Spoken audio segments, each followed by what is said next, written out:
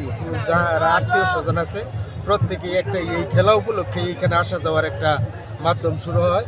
রাস্তার ওই পাশ হইল পরগনা, এই পাশ তালুক। এটাই 266তম খেলা। এটা চার দলে টানাটানি।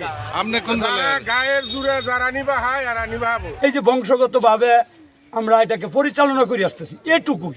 এর বিকল্প বাংলাদেশে আর কোনো অনুষ্ঠান, সাংস্কৃতিক অনুষ্ঠান নাই।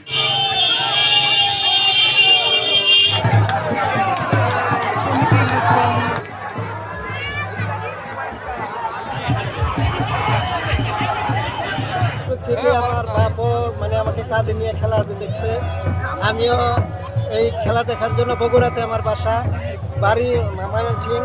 এই খেলা দেখার জন্য আমি সুদূর বগুড়া থেকে চলে আসছি গতকালকে। এই খেলাটা খুব ঐতিহ্যবাহী খেলা এবং এখানে লাখ লাখ লোক হয় এবং এই খেলাটা এই অত্র এলাকার লোকজন প্রতি বছর এটা খুব এনজয় করে, উপভোগ করে। অনেক পুরনো খেলা এখানে,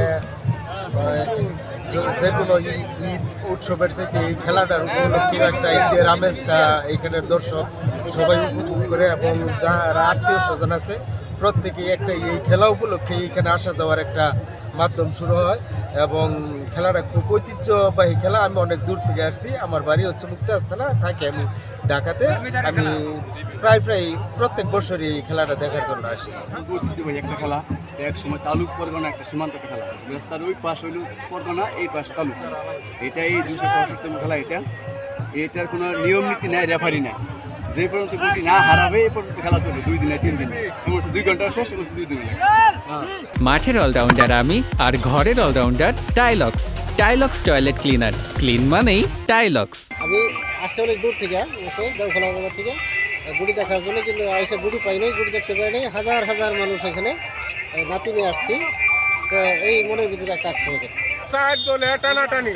আপনি কোন দলে? গায়ের জুড়ে যারা নিবা হয় আর নিবাবো। আমি হইলাম উত্তরিয়া খেউরাল, বুঝছেন? পশ্চিমা, পূর্বা, উত্তরিয়া, দক্ষিণা, এই চার দলে টানাটানি হয়।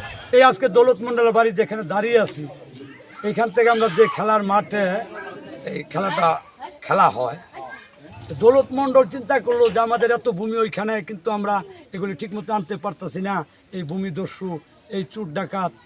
তো এই চিন্তা করিয়া উনি বললো যে পুষের ধান মারাই শেষে ওই মাঠে আমি খেলা দিব, তাইলে চতুর্দিক থেকে মানুষজন আসবে, ওই মাঠটা উন্মুক্ত হইতে থাকবে। এই ধারাবাহিকতায় পুষের 30শে পুষ এই ধান মারাই শেষে উনি এখানে খেলার আয়োজন করেন, এই হুমগুটি মিলন মেলার আয়োজন করেন। এই যে বংশগতভাবে আমরা এটাকে পরিচালনা করে আসতেছি, এটুকুই। এটা নিয়ে আমাদের কোনো সার্থকতা নাই, এটা দিয়ে আমাদের লোভ নাই, কোনো চাঁদাবাজি নাই।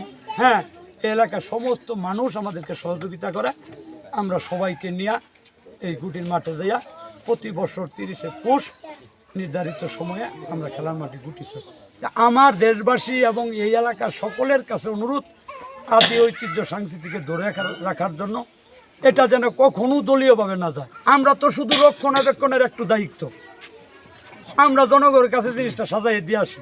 এর বিকল্প বাংলাদেশে আর কোনো অনুষ্ঠান, সাংস্কৃতিক অনুষ্ঠান নাই। আপনি দেখতে পারবেন আমাদের এলাকায় আজকে 2 দিন যাবত সমানে গরু জবাই হইতেছে। ওই 2-4-5 জনে 10 জনে মিললে ওদের জন্য ওরা গরুটা কিনে নিয়ে আসে।